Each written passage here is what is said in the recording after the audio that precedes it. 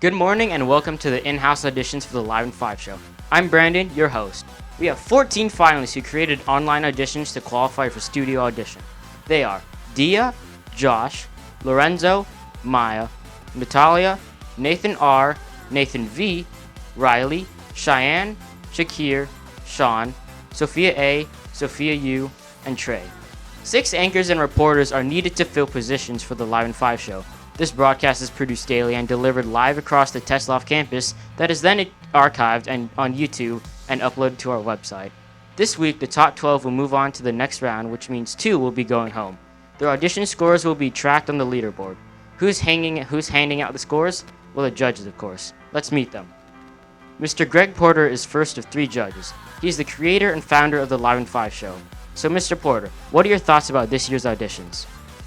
Well, I'm very excited about this year's auditions. I'm glad that we get to bring the reality show back, and this is the 3rd season that we've done a reality show, 16th season of the show. We've got some great talent that we've already seen in the online auditions, so the in-house auditions are only going to do better. Next up is executive producer Miley, who is serving as the 2nd judge. Miley, what are you expecting for this year's auditions? I'm excited for the contestants and all of the people auditioning. I've seen some of their work and they look amazing. And finally, your 3rd judge and executive producer, Chloe. So Chloe, what do you see happening this year in the auditions? Well, I think that I see that there's a lot of excitement as well as kind of anxiety, which is okay, but yeah. Well, there you go. Those are your judges. This week, we provide auditionees with a script they are unprepared to read. They have minutes before they go on set to read through their story. So today, you'll get to see how they perform with minimal preparation. Now, let's go on with the show.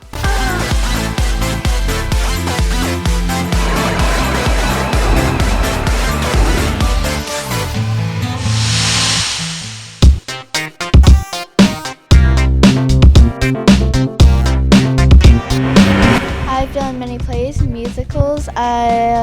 I dance, and my dance studio every year holds a dance musical which everybody performs in, so I'm used to performing in front of live audiences.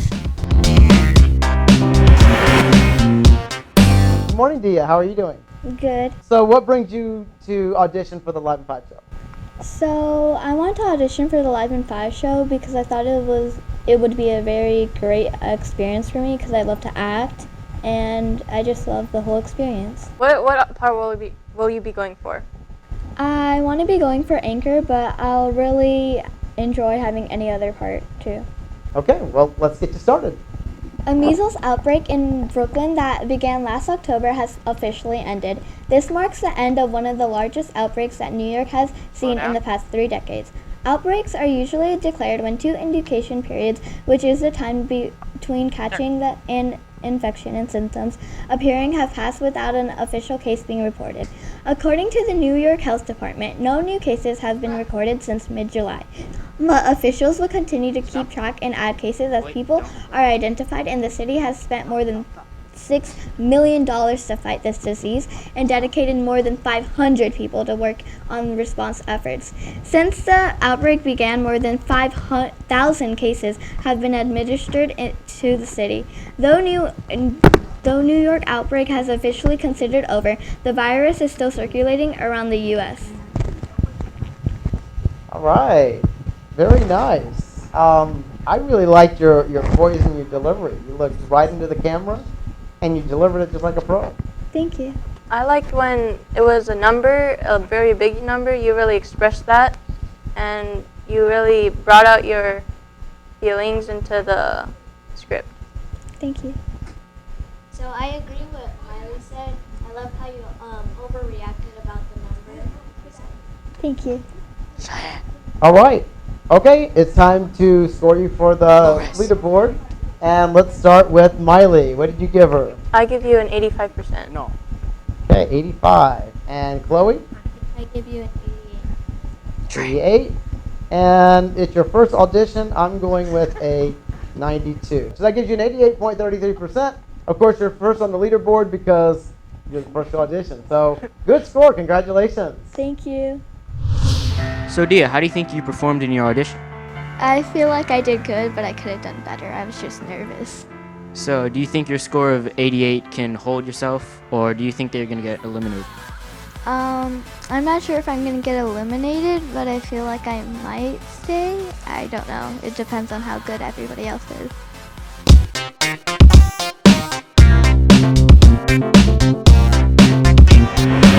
What do you think you can bring to the Live in 5 show this year? Things that I've done, like YouTube and TikTok. So you have experience in the production field already. Yes. All right, what did you do on YouTube or TikTok? Starting off on YouTube, I was reviewing toys, and then further on, I was starring in like our own little plays called the Angry Miner series. Welcome, Josh. What do you think about your competition so far? Pretty good.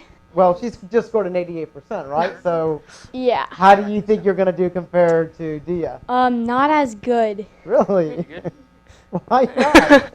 because I'm like really nervous, Oh. and yeah. Well, being nervous is a good thing. That means you care about your product. So nothing wrong with that. It means you usually do a better job than if you were overconfident. All right, you ready? All right, take it away. In a South African game reserve, a couple found a rare strawberry leopard. The leopard was in its natural habitat, feasting on a deceased giraffe. Although the leopard had been first spotted back in 2012, close to the border of Botswana, pictures were captured by a couple at the Daba Tholo Wilderness Reserve in late July. Scientists say that these leopards have their strawberry color due to erythrism, a genetic mutation. This genetic mutation is also the reason albino animals look how they are. But this time, the animal produces more red pigment than needed. This is the same case as humans who have red hair and freckles. These strawberry leopards are one of the Earth's many outstanding animals. I could feel your nervousness, and I liked how you were expressing yourself. I saw that you had some trouble with a few words, but you got through it, and yeah. I like how you also picked it up, even though you messed up on the script. But And that's what I was going to say, because we all mess up on the air, and you didn't make a big deal. You just picked it up and kept going, and that's exactly what you need to do. So good job on that. Thank you. Yeah, you were a little nervous, and you had some big words there, but you worked through them the best that you could. And we understand this is an unprepared script, so you had very little time to prepare for it. So you did what you could, and that happens on the set sometimes. All right, so Miley. Okay, I give you an 84. I'll give you an 82. All right, and I'm looking right around an 80. So that averages out to an 82%. That puts you in second place on the leaderboard so far. And that wraps up your audition. Thank you for joining us. Thank you. So, Josh, do you think you performed up to what you expected yourself to? I feel like I did as best as I could. So, you think you could have done better? Yes, if I had a little bit more time to prepare. Okay. Well, thank you, Josh. Next up is Lorenzo.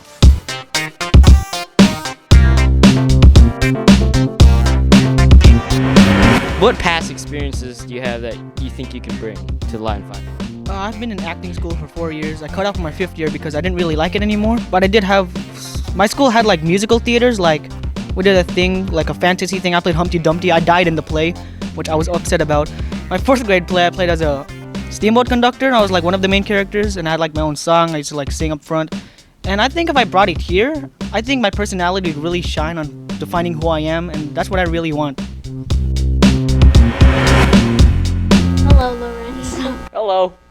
How's it going? So what position will you be auditioning for? I'm going for NYK because the social interaction I had last time when I filled in for Tommy, I really enjoyed that. I really like talking to the people, you know. That's one thing I'm really good at, whether it's a bad thing or a good thing. It's more the bad thing because I usually do it at random times. Used to be known as DYK, so. Yeah, so you want the new segment. It's still the same as last year, just a different name. All right, and you were with us last year, correct? Yeah, it was a discussion in the news. Yeah, and you brought a lot of good diversity to that discussion. Thank you. So, yeah, I think you could bring the same to the NYK segment as well. I'll try to, yeah. Well, excellent. Well, whenever you're ready. A team of Indonesian designers held an interesting response to the climate crisis with an idea of an iceberg making submarines. Led by an architect, Francis Rajak, the vessel would be able to produce 16 by 82 hexagonal icebergs. The team's idea is the process would begin with the submarine dipping beneath the surface to fill the central sorry, I can't talk today. Beneath the surface to fill the central cavity with seawater. Salt will be filtered out and a hatch closes over the chamber to protect it from the sun. And eventually an iceberg would be formed and ejected a month later. Though an interesting solution to an ever-growing problem, scientists have questioned the scalability, like Andrew Shepard, who estimated that replacing polar ice at the same rate it has disappeared in the last 4 decades would require at least 10 million submarines. This idea is one of the many proposals for refreezing the Earth's poles, from sprinkling them with an artificial sand to blasting seawater into the sky in order to brighten the clouds. What did you think about that? That's pretty hard because I've never been anchor. You've never read script before? No. Analyst, I've read, when I did my segment, I did the analyst. Okay. I've only done that for like a couple weeks because we did like towards the end of the year. And I filled in for Maya that one time, so I'm not really used to reading to them. Okay. That's why I like the discussion because Right, it's all happening. But everybody has to go through the read, even though of course. you know you have a different position you want to do. We all got to go through the read. All right, but you kept going. You stumbled over the first word, but then after you got past that, few words here and there, but you kept going and you kept your poise. You never lost your confidence. So I thought that was really good. Thank you. Yeah, I like how you dropped a little bit at the beginning, but then you picked it up at the end. I understand there were a few difficult words there, but you got through it, so that's nice. And I also noticed that you were kind of nervous because you were trying to speed through the script, which is fine, but yeah. Yeah, I rush sometimes when I'm like, overwhelmed. So maybe just slow it down a little bit. No rush. Because there might be times when you do have to read someone's script, right? Even on the ad-lib parts, they're still reading. So, all right, ladies, you ready? Yeah, I give you an 82. I'll give you an 85. Okay. Yeah, I'm looking at an 87. So that locks you in at an overall average of 84.67. And that looks like it's going to put you in second place right now on the leaderboard, pushing Josh down to third. So let's see how long you can hold that. All right, that's good. So, Lorenzo, what do you think you could have improved about your performance today? Today I felt really nervous because I never actually read off a script that long before, besides like filling in for Maya because she was anchor last year. And it really made me feel really nervous. It was like, I don't know, I was more nervous than I was last year when I auditioned. And it really just made me speed up so much that, some of the words I stumbled upon, I had to go back. And I just really need to pace myself more. Yeah, so you're going to work on those in the future if you become anchor, yeah? Most definitely, yeah. I just want to slow down. Okay, great. Anyway, thank you, Lorenzo. The final contestant of the day is Maya. Do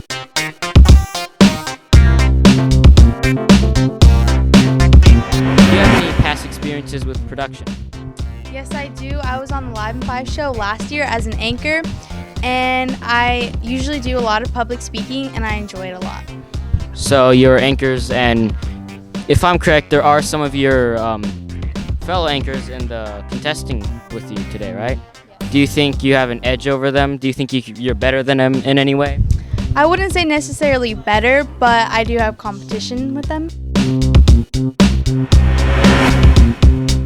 Okay, Maya, the last contestant of the day. How's it going? It's going good. Okay, so last year you were anchor, correct? Yeah. What are you going to do differently to make this show better? I think I'm going to do more facial expressions this year because I think it just looks more fun. Yeah, that can go a long way in Yeah. a story. Absolutely. All right, are you ready? Yeah. Let's knock it out. Hurricane Dorian lashed through parts of North Carolina and Virginia with rainstorms, surges, and strong winds as it brushed against the coast on Friday, classifying as a Category 1 storm. Earlier this week, Dorian demolished homes, wiped out neighborhoods in the Bahamas, and left at least 30 people dead. It now is closing in on the southeast coast of the United States, where 5 deaths have occurred so far. Before losing its strength on Friday, it caused floods and spawned tornadoes, and more than 343,000 people were left without power in North and South Carolina, as well as Virginia. Authorities are working to address power outages, downed trees, and flooded roadways. More than 10 million people are under hurricane or storm warnings on Friday, which is expected to be its last day on the U.S. coast. Wow. Chloe, I'll let you go first on this one. I love how you over-exaggerated about the hurricane and what's happening over there. Thank you. Yeah, I really liked your expression when you read it. It's not like you're just reading. It's like it's your thought in your mind and you're delivering it to the audience. Thank you. Yeah, and you pulled me into the story. Anyone can read, but it's up to your personality, your body language, the tone of your voice to pull your viewers in. I thought you did an incredible job on that. Thank you. The only criticism I can really give you is at the end, since you're talking about something that's devastating, maybe not end on a smile. Unless it's like a happy ending. Okay. This one is not such a happy ending. So Yeah. maybe a little more serious tone on the end, but that's all I could say. All right, so look, you ready for your score? Mhm. All right, well, let's do it. And Miley, what do you think? I really liked it, and I give you an 88%. Thank you. 88, I'll give you a 90%. 90. Thank you. And I'm giving you a 99. So that moves you to the top of the leaderboard at 92%. Well done, Maya. Thank you. So Maya, are you happy with the way you performed today? Yeah, but I think I could have done a little bit better. What do you think you could have improved? Well, I stuttered a little bit, so if I was given the script before I performed, I think I would have done a lot better. Okay, well, 90%, that's pretty high. You got top of the leaderboard so far. Yeah. Okay, cool. Well, thank you, Maya. Anyway, that wraps up today's show. The first 4 contestants. We still have 10 more to go, and 4 will be on the set tomorrow delivering their skills. Thank you for joining us, and we'll see you back here tomorrow morning.